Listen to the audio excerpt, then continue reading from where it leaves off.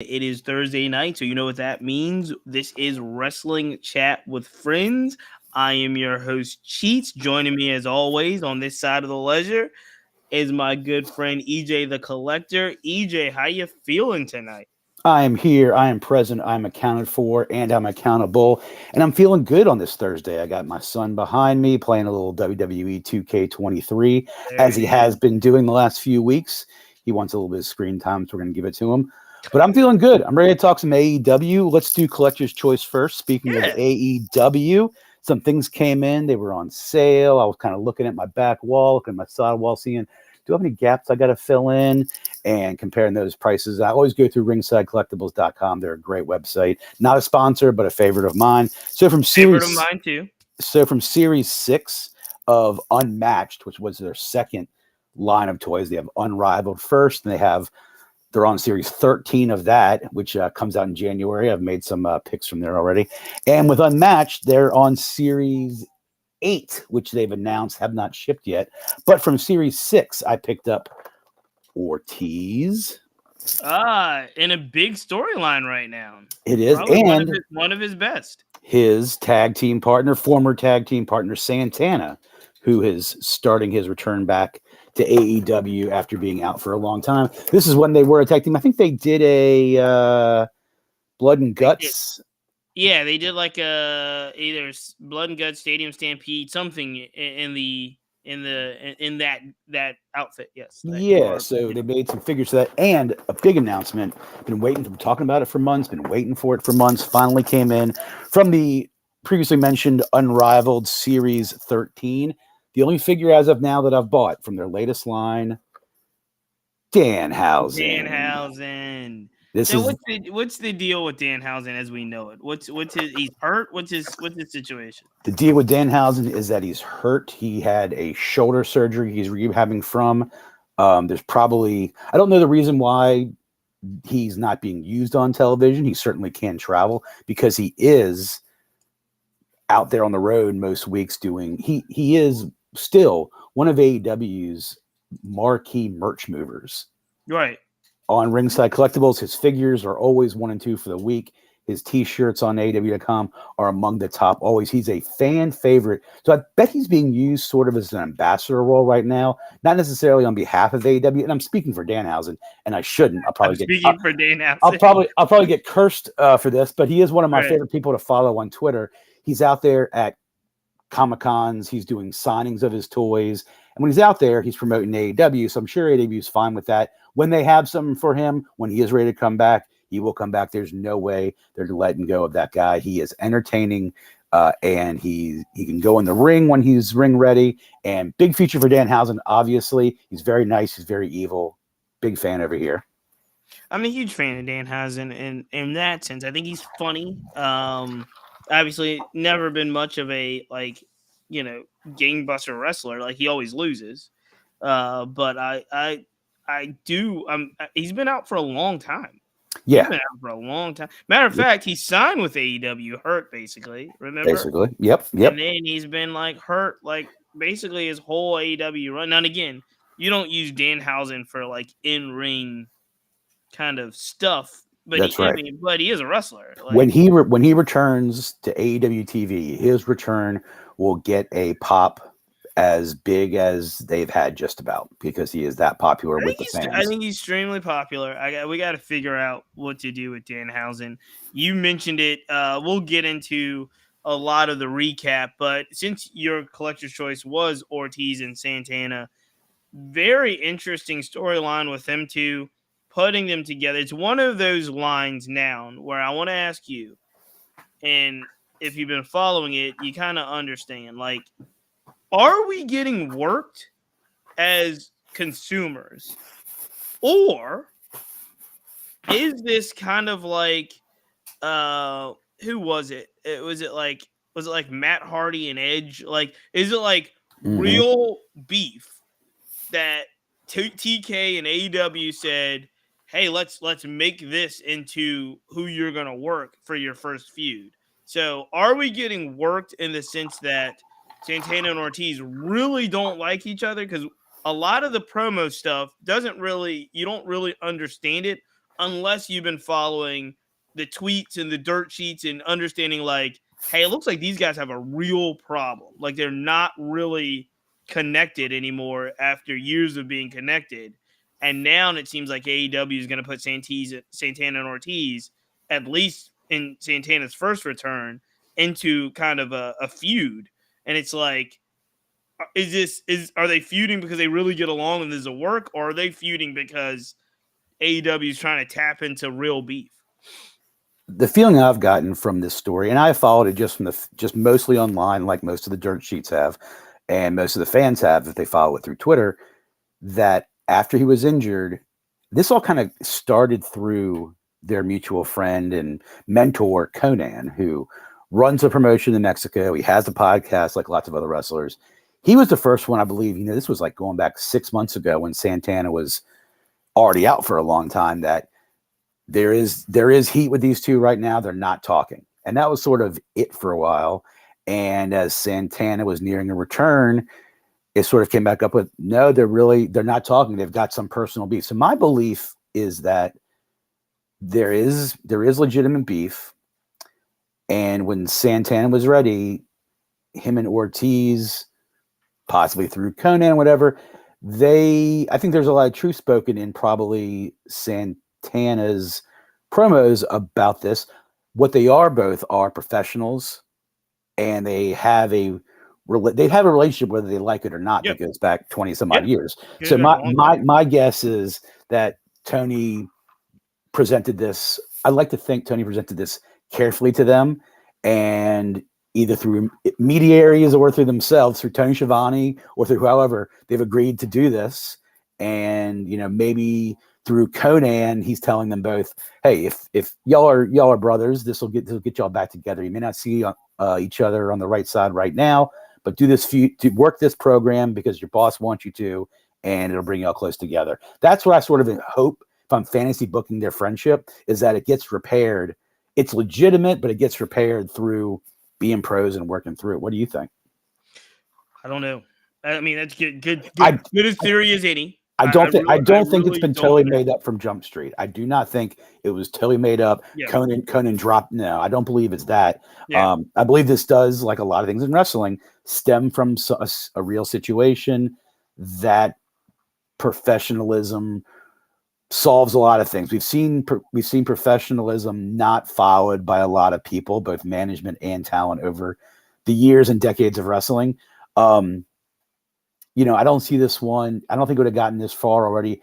Are they really? I mean, have they directly been linked to each other for a feud? They have. Okay. Well, I mean, so Santana does his debut. The return of Mike Santana was a debut. I believe at Arthur Ashe Stadium. Might have aired on the Rampage 2 hours. Yeah. But as soon as he gets a squash match, and it was a squash match, Santana gets the win. This is the reintroduction to wrestling to Mike Santana after he had cut the promos that was like, I'm doing this on my own. Yeah. And, Ortiz is at the top of the apron. That's right. And he's like, oh, do you want to talk now? And he walks through. Right. And then Ortiz cuts a promo immediately after that, vignette style. Mm-hmm. That showed, I want to say, either on Collision. It might have showed on Collision that Saturday, the following Saturday, that said, you're doing what you've always done, running away, Okay, I guess. So they're building a match with the two of them. Clearly. And probably as Santana's first legitimate kind of comeback feud. Yeah. So neither one. I say this because neither one of them were on Dynamite last night. And this didn't happen at Collision last Saturday. So they did skip them for a week. So it was no, I think it happened the Friday at Grand Slam Rampage hours. Mm-hmm. And then the Ortiz promo was on Collision. And that was last Saturday. Yeah. Okay. So they skipped them this week. One thing about storylines, and I guess with a brand split that's new is you got to kind of showcase it every week. Even this early in this Collision's still fairly new. Yeah. So I mean, they've got Rampage on Friday, Collision on Saturday too. Now again, they're not booked for WrestleDream, I don't believe. So right, probably that's all right. they've got Collision on Friday. I mean, Rampage on Friday or Collision on Saturday. I hope it winds up on Collision to build that up. Yeah. I mean, the other thing we've got to realize, and we know this about AEW, we harp on it every week. It's either you're kind of in a storyline or you're kind of forgotten. And so Mike Santana and Ortiz, honestly, have kind of been more looked over. You know, they were in the Jericho Appreciation Society, I believe, and then no, what faction was they in? Were they in? They were in the faction with God, there've been so many factions. We're talking about remembering. It was the Jericho one before Jericho Appreciation, Pinnacle, or okay, it was one. Yeah, one of those. It was one of them. But I say all that to say they really haven't had like a legitimate story. Now Mike's been hurt for a year, but they haven't had a legitimate storyline. And if this brings them, if they're like, okay, let's pitch TK this real kind of simmering animosity between the two of us, people will be interested in that. Get them into a feud. Mike, get to Mike Santana's return. Then I think okay, but because it is very much. And we've gone way too long on this, but it very much is like Santana and Ortiz cuts those kind of gritty Eddie Kingston style promos. Yeah, they do. Like promos that come straight from kind of the indies and you know what I mean? Mm-hmm. And so it has that, it has a feel to it that's a little bit different than some of the more polished promos. We'll get into that.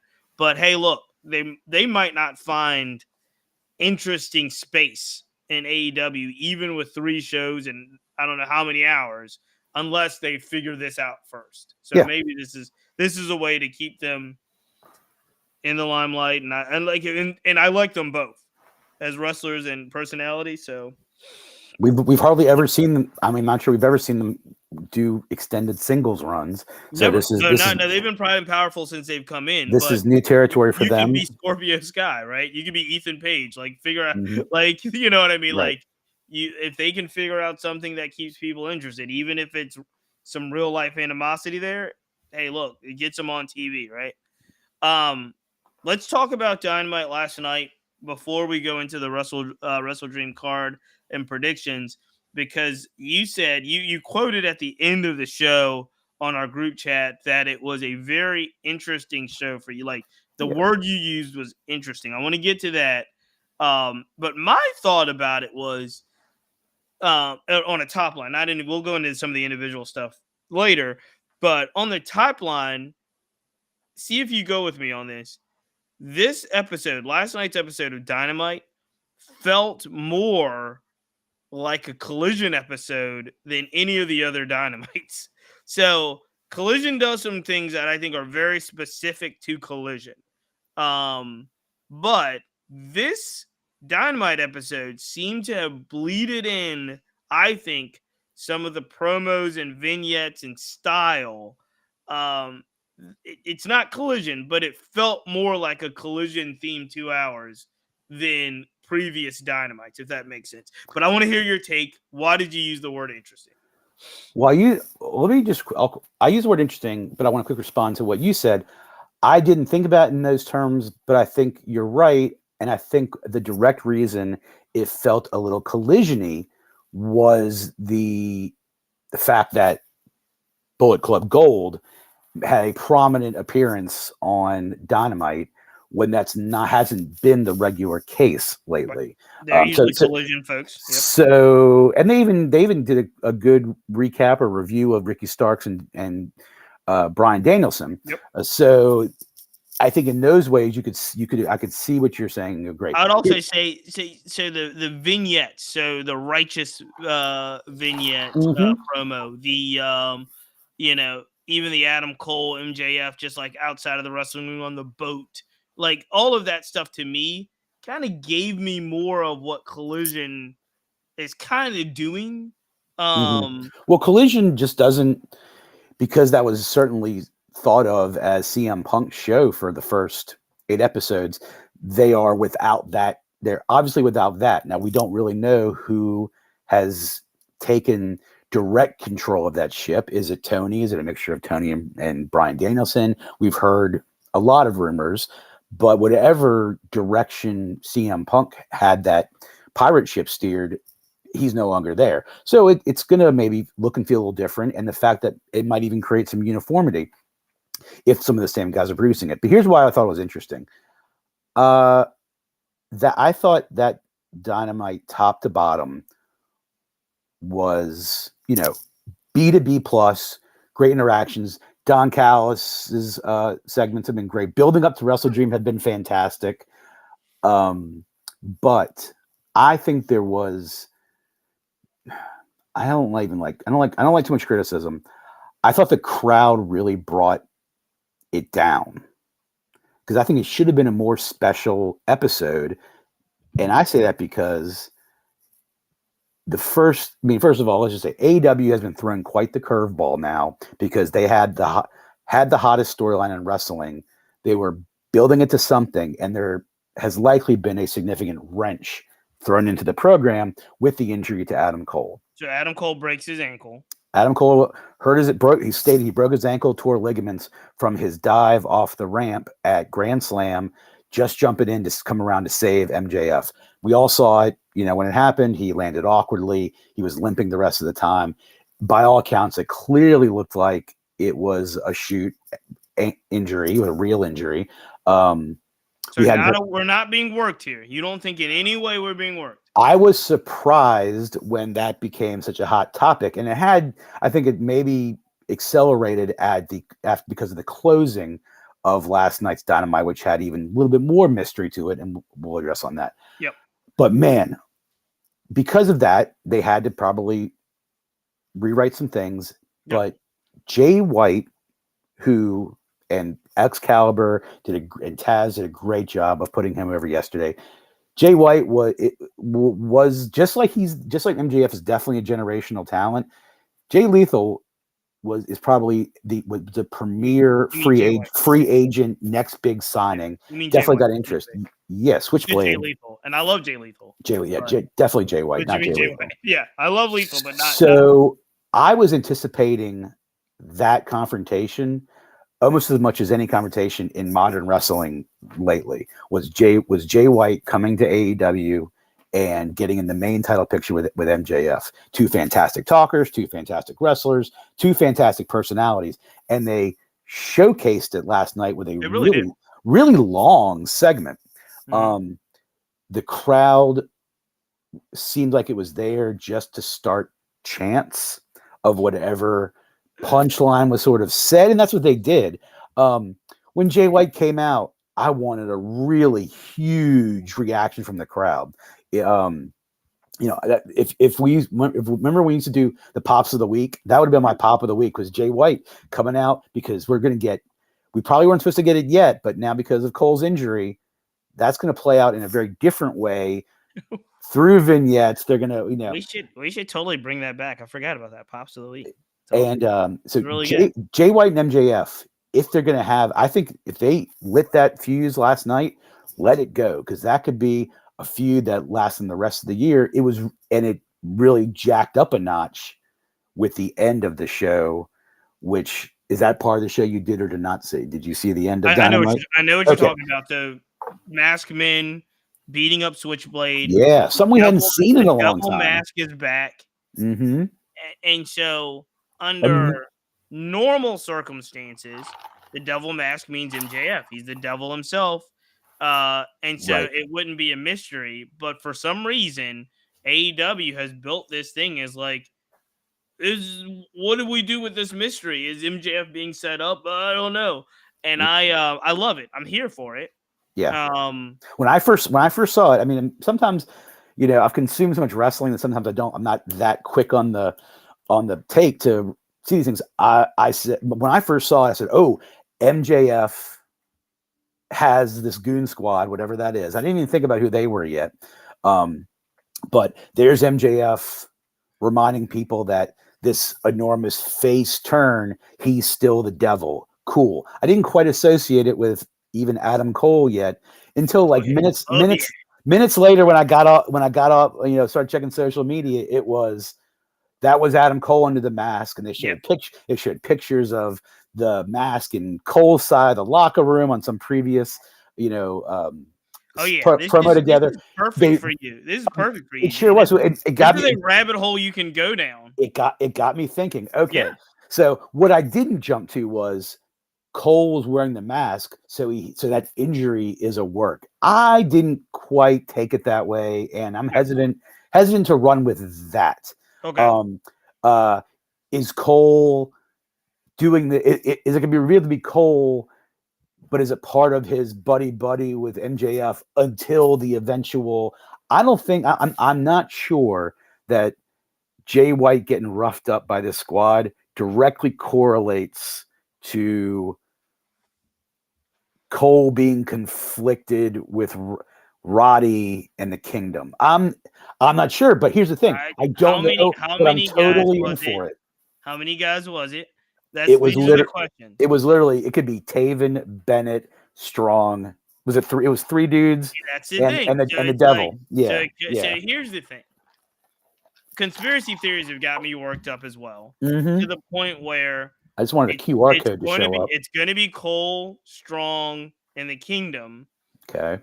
Ultimately, the people that are going to be the biggest threat to MJF, right? Yeah. So I'm there already on that. Which is a shame in a way, because I was ready for a Jay White title run, but the way they have MJF booked, it's not happening now. Yeah, now, I mean, look, I'm okay with all of this right now. I actually really enjoy it. I really liked it. But I was already there on it.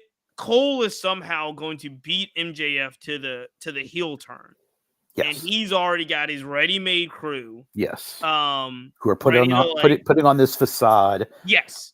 So I'm already there. Sure. So then after last night, where it's like, okay, there's the double again, but I'm looking at it like, oh, that's definitely Roderick and the Kingdom beating up Switchblade. But I think it's all a part of this ultimate, Adam Cole figuring this thing out. Now the question is, and this is the good question, is one, if Adam Cole is really hurt, like really can't perform until he comes back, which could be a while, you do rush, because that was the thing. Like, I do think like Jay White wasn't planned now. Yeah. Right. So it's like you rush Jay White, Bullet Club Gold out there. He can really make this thing with MJF work. You start to build up this backstory again with the Kingdom and Roderick and Cole and so forth. So, I mean, and it's just I guess the question for me, honestly, for this particular one is, how much time do you need?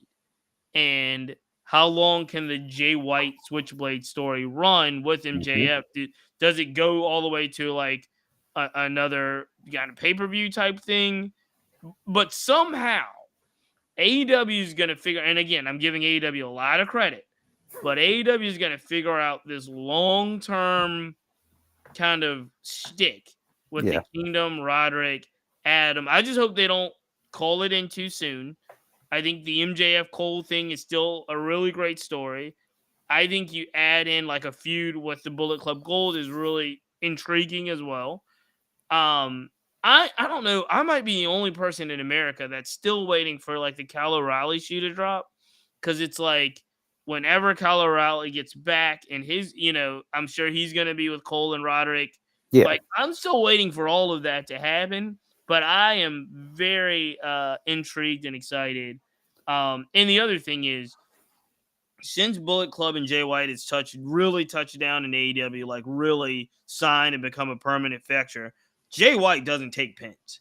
Jay White only wins. That's right. He only wins. He figure out ways to get pins over Andrade. He's got he only wins. Tony has a short list of people that he's can see as world champion in his company. Jay White's on that list. He's one of the tops, right? Yes. So it's like there's probably less than 4 people on that list. Yeah, he doesn't take pins. So it's like, what do you do if you really like got him in a one-on-one with MJF? I'd be some. I don't know what happened. I really don't know what happened, because they're so invested, and they should be in the Cole Kingdom MJF story. Love it. I would just hate if one of the results of that is Jay White just sort of being fodder, as good as he may be, He's too good. He's too good for that. being He's too fodder good for the Cole MJF story. Now, So, my only fear is if they call it home too fast. I don't want them to call it home too fast. And what I mean by that is, hey, look, if there's a long-term play with MJF, Cole, Kingdom, Strong, like run it out. You have the potential. It's September going on October. This could be going into the first quarter of 2024. well, Like yeah, you could really run this thing out. After WrestleDream, I think Full Gear is like December maybe or late November, and then there was talk about a possible December pay-per-view, but that model is going to change in a few months. Trust this story is all I'm saying. Couldn't agree more. And ride it out, and let's this has the potential to be one of the biggest storylines in wrestling. If you ride it, because right now you're there, but if you ride it out, you have a chance. Really mysterious attacks by unknown people is a storyline that I love in wrestling, and I actually love it too. Yeah. Anything else that stand out from Dynamite before we get into the card here? They did a great job setting up WrestleDream. Like AEW style, they didn't have much of a card announced until sort of last second. Common Pledge Arena in Seattle, Washington, where the NHL Seattle Kraken play, where the WNBA Seattle Storm play. I got family out there. It's an arena built for NBA basketball for its inevitable return. So it's a big stadium. I'm sure they're going to have a lot of it curtained off, because as of right now, I've heard just north of 7,000 tickets. Hey man, it's not bad for a show. They'll get hopefully close to 9. I think 10 is always their goal for these big shows. They probably won't get quite there, but they'll do good. But what AEW continues to do is put out if they heard any of the criticism about needing good storylines, if you look top to bottom, they have a number of great storylines or live storylines with great potential. So, I tend not to worry too much about TV ratings. I tend not to worry too much about house show attendance, because I'm not paying the bills. It's not my company. And I know it's not going away anytime soon. So week to week consistently, AEW still has been outperforming WWE as far as my entertainment. So kudos to them, Yeah, I'm trying to think of things that in my mind that really stood out from Dynamite. Julia Hart, Willow Nightingale, fantastic match. Julia has continued to impress as a wrestler. Her character development's fantastic. It's a great character for her right now. Willow they are both due for significant additional TV time.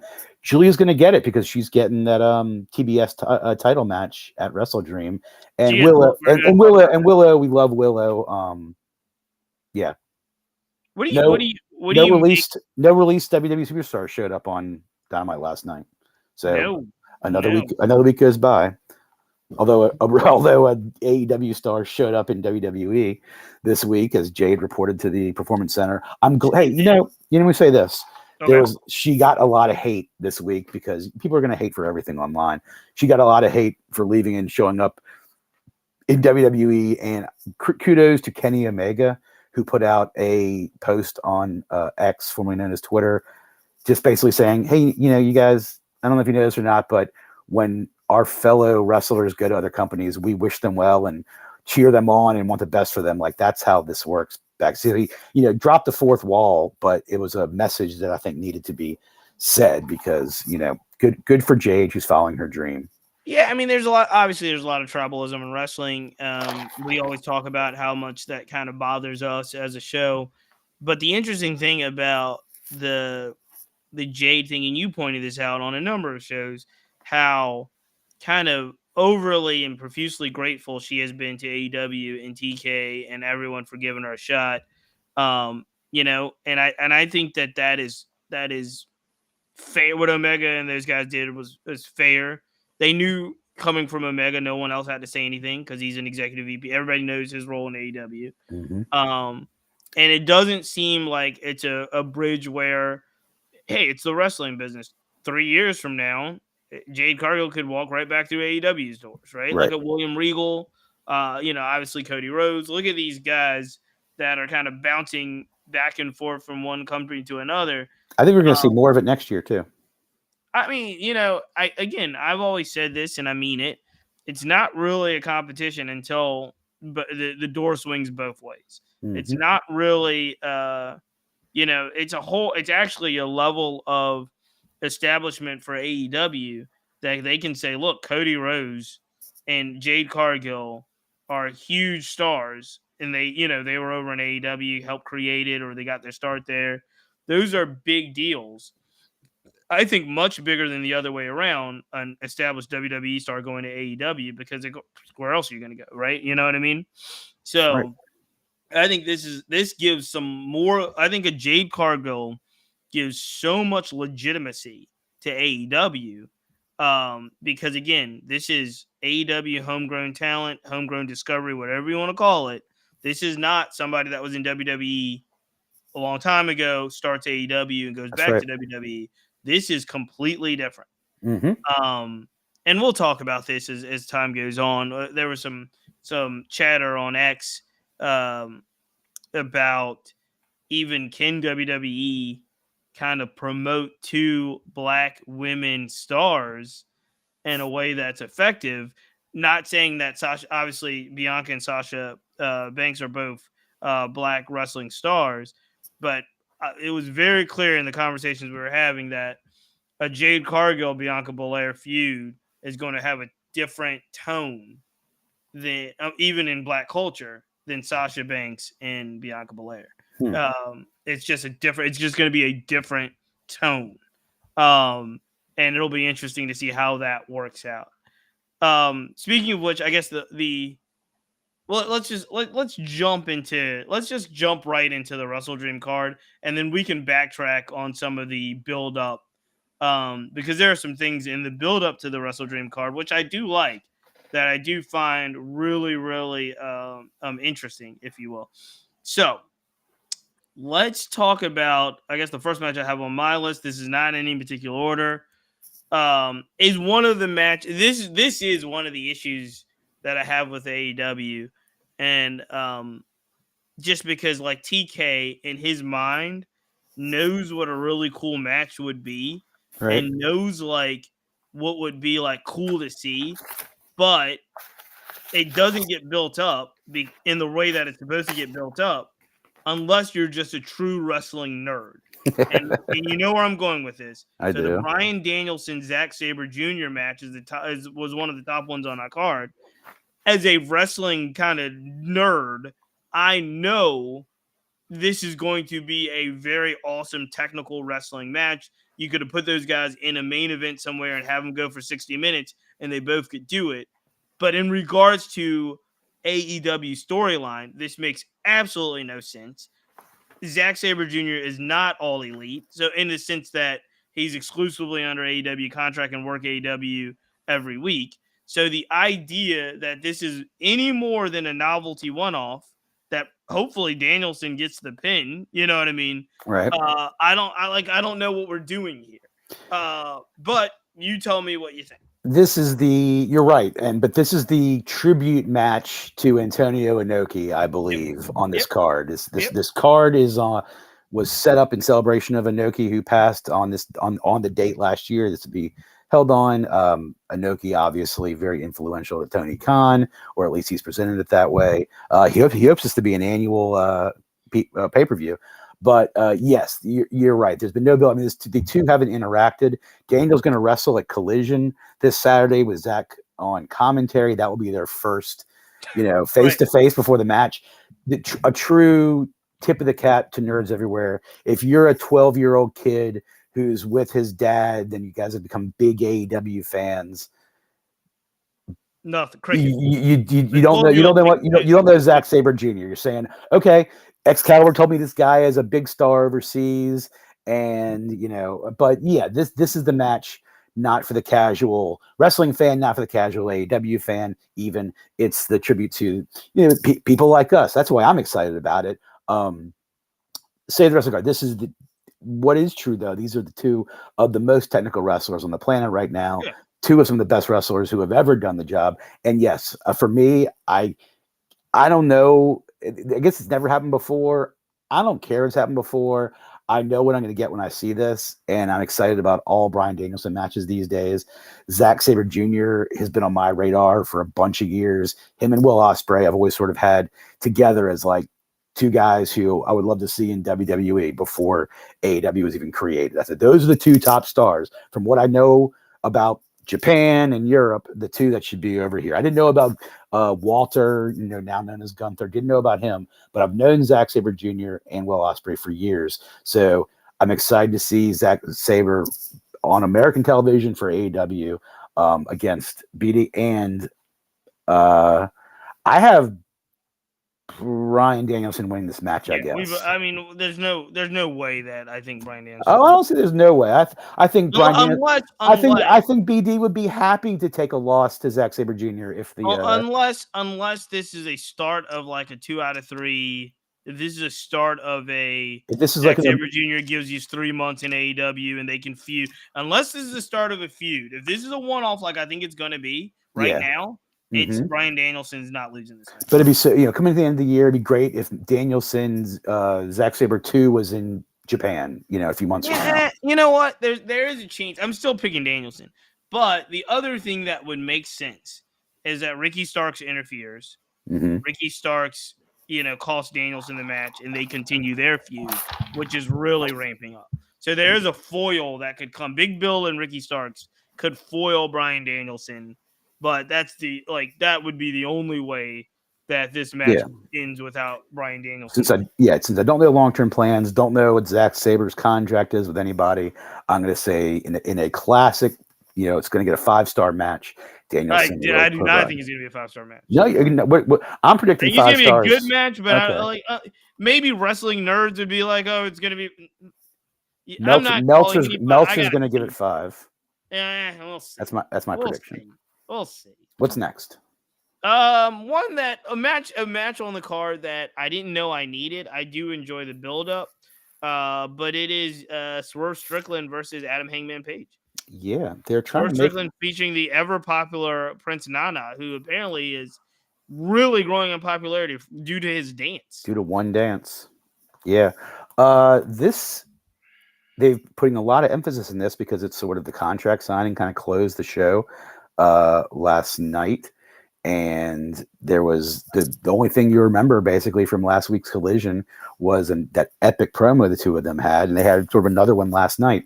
I'm going to agree right now with my friend on Twitter, our friend of the show, Matt Kuhn, at Matt Kuhn Music. He's a amazing wrestling mind.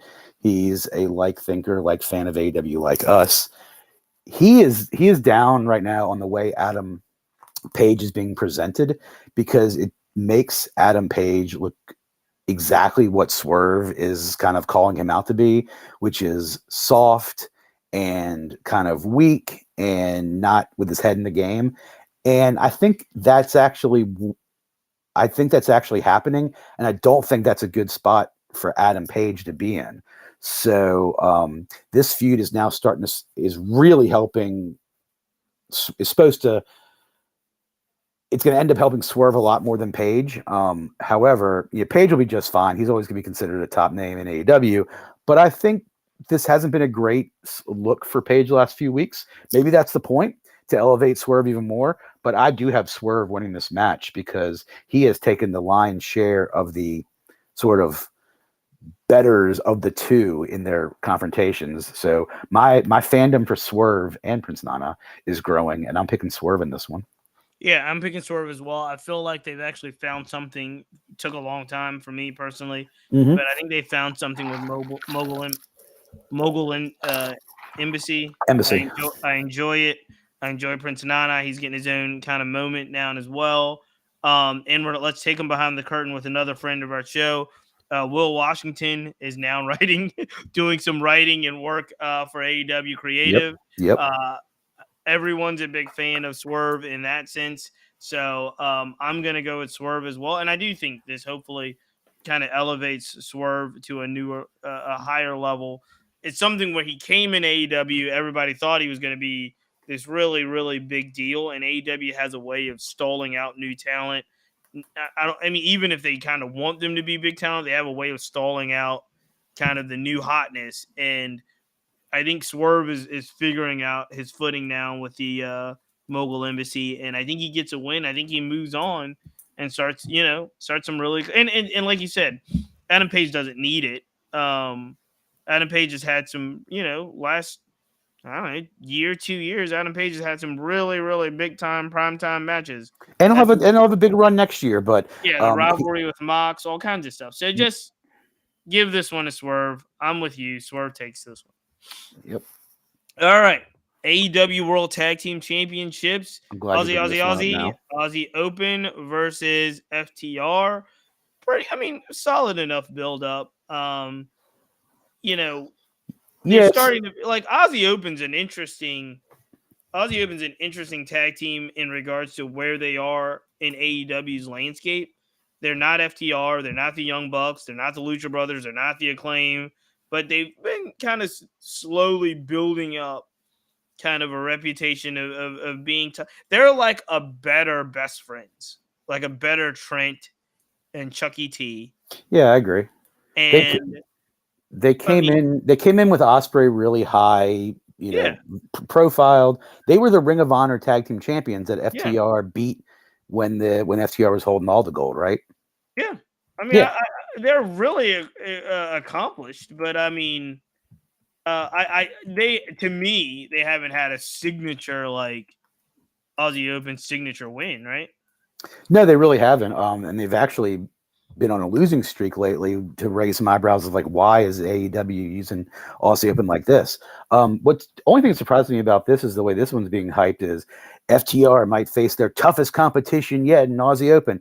I have felt like FTR has owned Aussie Open since Aussie Open has showed up. So it makes it interesting to see if they're going to go somewhere else with those tag team titles, but I don't think that'll happen. I think FTR continues their streak. I'm not sure what Aussie Open does after this, but I don't see Aussie Open suddenly after kind of losing in some of these matches they've had on TV the last month or two that they're suddenly now the tag team champions. There is another match in the card to determine a future tag team title match. So depending on what situation, we should do that one next. For now, I'm going to say FTR, but I got to look at that 10-man tag team match coming up later on the card to maybe think about a storyline which would make sense for Aussie Open to win. But I've got FTR. I assume you do too. Yeah, I've got FTR, and I don't have a storyline in that 4-way tag match for Aussie Open to win, but it's the Young Bucks versus Bullet Club Gold, the Guns, Lucha Brothers are in there, Orange Cassidy and Hook. And the interesting thing is, given what we know about how all this stuff is kind of set up, I'm going to be really surprised if Orange Cassidy and Hook don't win. Well, that's what I'm saying. Yes, exactly right. You're going with OC and Hook. Okay. Their faces, FTR faces. AEW sometimes has no problem putting face teams, against each other. But, Aussie Open somehow getting the titles of FTR. If you want OC and Hook to be the next tag team champions, that's a face beating a heel team. That traditionally makes more sense. You can go with it, but I'm not. Okay. Looking at this, there are definitely some folks I know aren't going to win it. If you're going to go OC and Hook, which I think is highly likely, I'm going to go Guns. Okay. Because I think they may be wanting to put all the gold on Bullet Club Gold, and you got to start somewhere. So that is as good as any. They've had the tag team titles before, but they weren't in this. They haven't been elevated with this Bullet Club. So I'm going to go the Guns against my better judgment. And I'm not a huge Guns fan, although I do appreciate them more now they have the Juice and Jay rub. It's actually a smart pick. I don't think you're going to put on the Bucks or the Lucha Brothers. No. I think it's one of the two of them that win it. OC and Hook are probably not going to be a tag team, right? So you give the shot, because again, this is not for a belt. This is for a shot at the belt. Mm-hmm. You give a shot of the belt to the Guns, and maybe they go over FTR or Aussie Open in the future. My thing is I think FTR just keeps it, and so you you go with OC and Hook because that's like they're the cool, feel good. They usually don't lose, and then you have them go up against the tag champs, but it's not a lengthy thing. You know what I mean? They're not a tag team, Sure. but I think it's kind of cool to see. And just a Um, side note, something we mentioned earlier, OC and Hook are traditionally the two legit wrestlers that you associate with Danhausen. So at some point down the road, when Danhausen returns, I love it. it could be with OC and Hook. I'm not saying he comes to Seattle. He won't be there.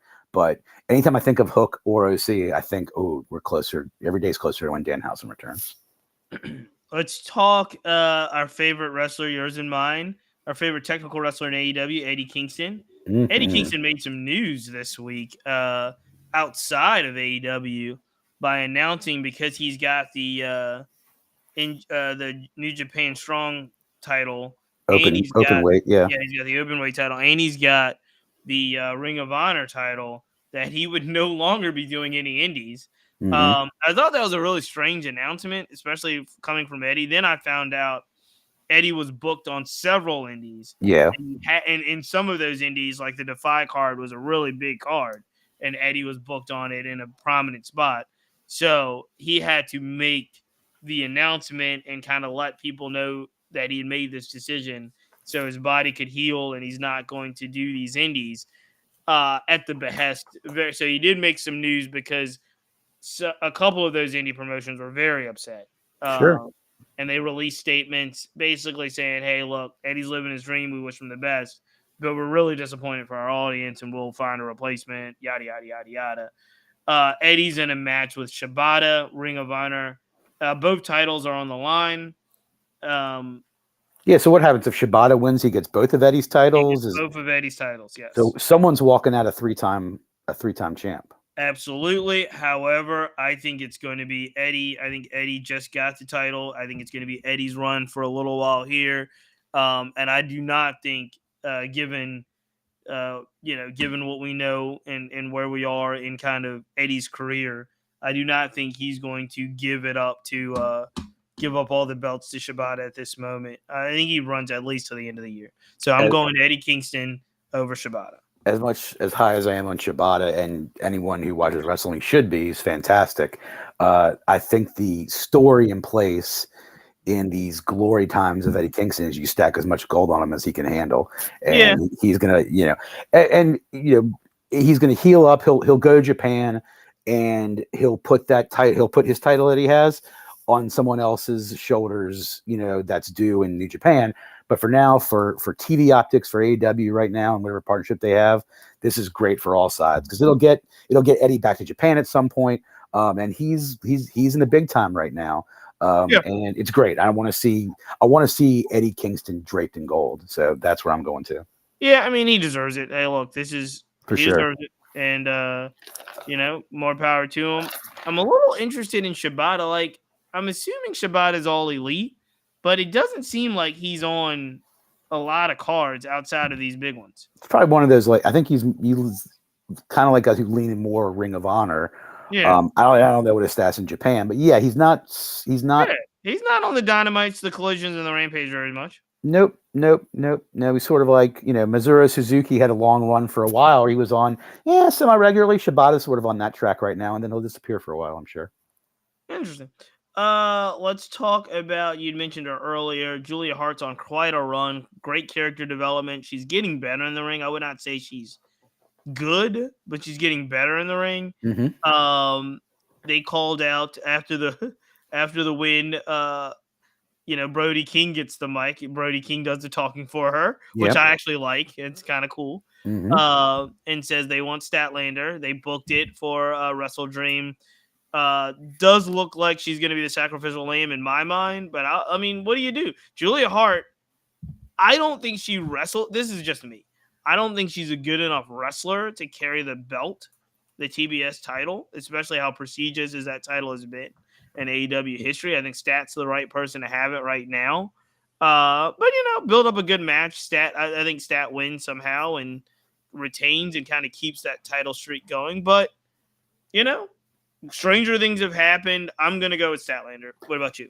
Hart has been on this like 25 match winning streak that they've been touting for weeks. Her entrances are becoming and her just overall character is becoming slowly but surely must see TV on Ooh, Wednesdays. Or I think that's strong. I think just from Mm, some of the social media. Well, then we disagree on mm. this. I think she's becoming one of the hotter acts with great One of the only acts. with great help from Brody King and the Man, House I of think she's Black. one of the only. I don't think they have any. We talked about this, but I think she benefits from an extremely weak creative on women's wrestling. One, they Well, don't. They don't have to. They've I, got great talent over there, I but I don't think she is benefits from a I really don't weak. I don't disagree. I think, what I think I'm not sure if they're sort of just going right now for, oh, well, I can't put any more thought into this. So sex sells.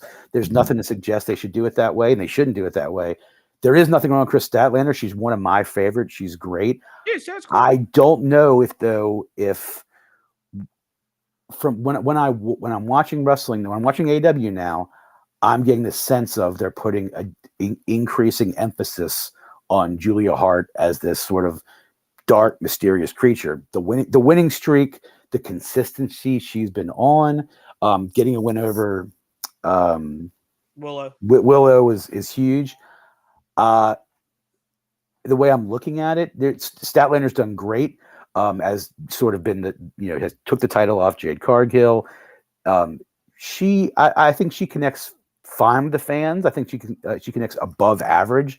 I think there is something about Julia Hart's presence and character presentation right now that they are running with, and I think Julia Hart is going to be your TBS champion leaving Seattle, Washington. No, I like the divergence there. I'm going to give it a stat. You're going to give it to Hart. I like it. Just sort of weird that that this 25 match long winning streak that they've really sold just sort of disappears on her first title defense. If you're giving sort of this like the house always wins mantra, if the house always wins, the house is going to win the title when she wants it. So I think that's maybe how they're presenting it. Anyway, I can see that. I can see that they really banked on that houses always win line. That's the only thing they let Julia Hart stay. That's They right. don't let her talk. Exactly. But I'll be interested to see. I think Stat's too much of a hot property in AEW right now, just to have her drop the title. Maybe you something happens, it builds the rivalry more. But I don't think she drops it. We'll see. Speaking of a match with no titles, it should be on the 0 hour. I hope it's on the 0 hour. Speaking of 0 hour, hosted by Renee and RJ City. Our friend RJ City, love him. Kind of weird thrown together last night. Yuta and Ricky Starks. I actually really love what they're doing. Ricky Starks is in a feud with Danielson. He seems to lose every time, but feels like he wins. It's kind of this weird morph of like reality, because it's like by all wrestling standards he loses, but then he does these promos like, "You didn't pin me, so I won." I'm like, what? This doesn't make any sense. He survived. But I like, that was last night. He didn't lose. He survived. And I'm just like, what the hell? But I do think that Wheeler Yuta will be a great foil for him to go over, get his legs back, get back in the win column. So Team Ricky Starks over here. I agree. I think Ricky gets on the win board for this. Yuta is the one who sort of takes losses for the BCC and gets beaten up by the BCC because of it. So I think that is going to happen again. Yeah, I agree. I think Yuta's taking the loss. It'll be a great match because both those guys are amazing. Bigger news about Wheeler Yuta is it was announced that Wheeler Yuta is going to appear for Virginia Championship Wrestling in Norfolk on their December 2nd show. I think I got the belt. I think I might have those dates wrong, but they are going to have Yuta, and I think it's the same card actually that Nyla Rose is going to be on too. So shout out to Virginia Championship Wrestling getting two AEW regular full-time stars. Give them both belts. Yeah, maybe we'll take the show on the road in December. Let's talk about the Don Callis family taking on, I guess it's Omega, Ibushi, and Jericho. Is that what it is? So Takeshita, Sammy Guevara, and Will Ospreay versus Omega, Ibushi, and Chris Jericho. They wind up beating up Ibushi in Tokyo. I actually enjoyed that segment quite a I bit. did. I did too. Made me wonder, like, when it was filmed, like when they did that. Makes me laugh. Yeah, Makes me yeah. laugh. Also makes me wonder, like, where the hell do these guys go?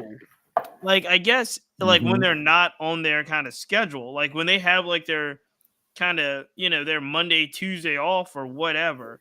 Like, I can't imagine like people being like, I'm gonna fly to Japan for 48 hours and fly back. I know. But I don't know, because again, if you're looking at the other company, if you're looking at the WWE system, there's a lot of folks that report to the performance center when they're off. They're there kind of every day putting in work. There's Right. people that are like, that's in Orlando, like NXT's down there. You know what I mean?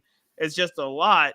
And you know what I thought? You know what really made me think about this was I think it was a couple weeks ago, maybe it was like 2 weeks ago. Becky Lynch was on Raw in like Denver or somewhere. Hmm. And then she was like winning the title in Orlando live the next. So there was like these things. I know airfare and jets and private jets. I get it. Yeah. But I was just like, what the hell? This person's in like the Midwest, Mountain West one day, and then has to be in Orlando, Florida the next, wrestling for like a title. I'm like, what do these people do? Like Jade Cargill was one that always seemed to be in like, you'd see her on Instagram at like a rap concert and like Lord knows where. And then Hmm. like, so anyway, I digress. But they beat up Ibushi in Japan. The Don Callis family, Sammy is now like getting extreme, not quite Christian Cage Don Mysterio heat, but close. They kind of did a thing Yeah. last night, if you noticed. Callus is getting it, really. Right. But they kind of did a thing last night, if you noticed, where it was like Sammy takes the mic and they try to like boo him down so he Hmm. can't get words out. Very Dominic Mysterio ish. So I kind of enjoyed it. But I really don't know who wins this match at this point in the rivalry. So I'm gonna go ahead and say give one to the bad guys, which is uh Takeshita. What does Don Callis call him? The Alpha? The Uh Alpha Takeshita. Yeah. yeah, Takeshita, Sammy Guevara, Will Ospreay. I mean, this has to keep going. So Don Callis family, let's give him one for me. Yes, I think that's probably where it's going to end up. I guess the most thing I'm most excited about is not like a Jericho Guevara stare down. It's not a Takeshita Ibushi. It's not retribution for Ibushi from the attack. It's the chance to see Omega and Ospreay anytime those two have a chance to go at it, to see them. That's what I think the crowd's going to pop the most Yeah, for. that's when they'll pop, when they square off forehead Right. to forehead in the ring and start doing the stuff that they've always done. They're gonna fall back into this like, Walt Frazier and Pearl Monroe. Like they know each other so well that their spots are gonna be amazing. That's where the pop comes in. But like, you got to throw the other guys in there. I do like what they're doing with the Don Callis family. I I do do like too. that. I do too. I Um, didn't think I'd like Don Callis an extended stay in AEW when he was mostly an Impact guy, but I do. I think he's a great sort of talker for a faction. AEW doesn't have a lot of people like Don Callis, but it's great and it works. They used to, the funny part is they used to. They used to have who's my guy, American Top Team. Yeah, They used to have a bunch of Dan, somebody yeah, Campbell. yeah. But they had a bunch of mouthpieces, and you Hmm. notice they slowly got rid of them. Yeah, they did. They They had did. Smart Mark Stoling. They had Stokely. They Hmm. had, like I said, Dan Campbell. They had a bunch of mouthpieces, and that was one of the things that at early on was a AEW kind of staple. Like, hey, we're gonna bring back the role of the manager and the valet. Yeah. And for whatever reason, they started rolling that back. There are less and less mouthpieces. Uh, there's just Yeah. less of them. Yeah, Callis And is a good one to hang around. Callis is a great one. Callis He's is a great one. he's a good leader of these guys, and it's also helpful because of I'm sure the language barrier with Takeshita that he sticks around too. But really so excited for Guevara, who gets to share the ring with like some of the best talent in the world. Kind of just shows that he still has a bright future ahead of him. Again, big follower of his blogs. He's about to be a father, so continuous good things happening for Sammy, which is a good thing for us too. And a natural heel. He's where he needs to be. Totally. Let's talk about best out of 3 falls match. This is the 9th match on the card. Is this the last match? or the It is 10. not. It is not the last match. I don't think. Gonna be a long pay-per-view again. Yeah, it's gonna be long, but this one I'm actually looking forward to, not because of Darby Allin, of course, but because of my homie Christian Cage, who I think is doing some of the best work I've ever seen because I love the guy so much. Nothing as awesome as him, like, stealing the title off Luchasaurus, which I just thought was genius. And, I love it. and completely acting like this is exactly. I mean, what are y'all saying? Of course, I'm the champion. Yeah, I love these guys so much. Darby is Darby. I think they'll put in really great matches. I just hope in my heart of hearts, I hope Christian Cage retains. So I'm going to go with Christian Cage because I actually do think he's, if not like if the MJF storyline, which I think it is, the MJF Adam Cole is like the best storyline in AEW, possibly one of the better ones in wrestling.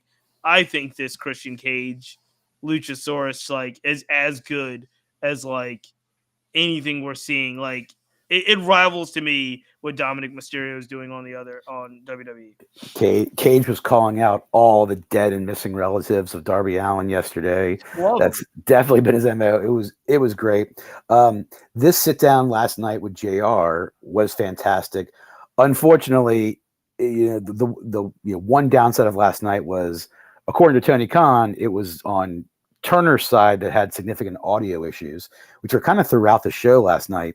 And it really came through during this interview. There was a lot of audio disturbance, which didn't pick up some of the key lines that were said. You sort of heard it all throughout the night. Did you experience that when you were watching it? Some of these cutouts and audio glitches happening? I only saw the replays, so I think they might have cleaned it up online. Gotcha. Well, live there were a few of them, so much so that Tony Khan had to put a tweet out last night apologizing for it. It was a few too many. It makes you wonder, like, man, I mean, if it's Turner's fault, then it's nothing in the AEW production of it. But it's just like, it's a bummer that a show that needs to kind of like consistently put on really great shows is having audio issues. Feels like a little bit of an unforced error. But despite that, my thought would be, oh, you got to give the guy a title win in his hometown. The good babyface is going to come out on top to send the fans home happy. That's happened before. As Alan referenced last night, he's won the TBS title or TNT title in Seattle before. Yep. So I don't think he has to win it again. And I think he gets screwed and Cage love it. Walks away. Love it. I love it. So I think the last match I do have, it's not the main event. I think we're out of order a bit. But MJF takes on the Righteous in a handicap match for the Ring of Honor Tag Team Champions. Yes. This could be the last match of the evening because if they do it and a shenanigans ensues, this is a great kind of moment for shenanigans, right? The champion taking on two, I think they've done a really good job about kind of building up the Righteous. We haven't seen them wrestle a lot. They're Ring of Honor guys. We haven't seen them wrestle a lot on AEW TV. But I think the vignette last night, some things that are really good.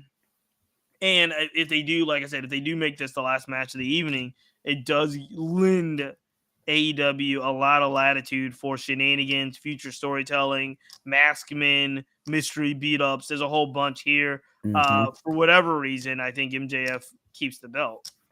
I don't think he dropped the belt.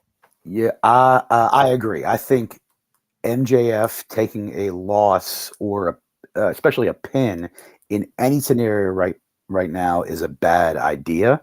Right. So somehow I think he does do that. I think there will be some shenanigans.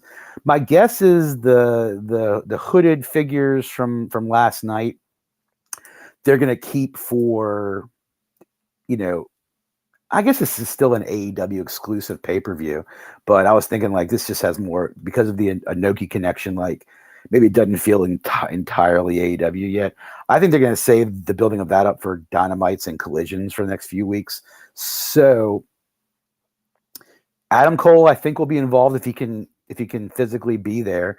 I don't know how it's going to happen. I think there will be some shenanigans, something that will tease.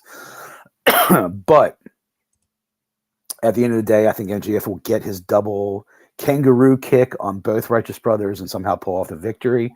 Again, with some assistance from be it the Devil or Adam Cole or who knows.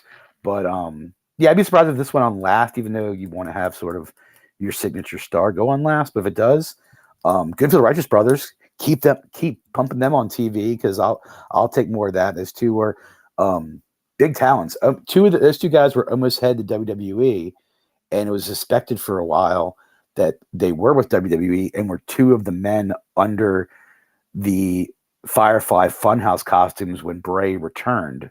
Little known fact. Remember that when Bray returned and the human costumed animals were in the crowd?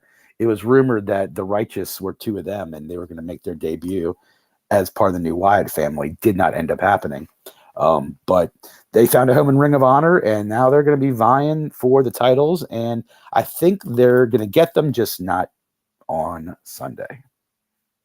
All right, so there we have it. We've made all the predictions we can. Again, it's always a long prediction show, which means it's going to be an even longer pay-per-view, but we do have Rampage before that. We have Collision before that. There is a lot of AEW wrestling hours in the middle of, football season, in the middle of, fall, back to school. There's a lot going on, and AEW is giving you a lot of manpower wrestling hours, and a lot of just different things. Like again, the shows to me do feel distinctly different. Yep. They haven't figured out I don't know if they figured out how to make the pay-per-views feel different yet. But I know Collision, Rampage, Dynamite, all are kind of different feeling shows now. So yeah, man, I wasn't excited as much about WrestleDream. I've been very transparent. I thought All In, All Out was a bit much in regards to how quickly they did the turnaround.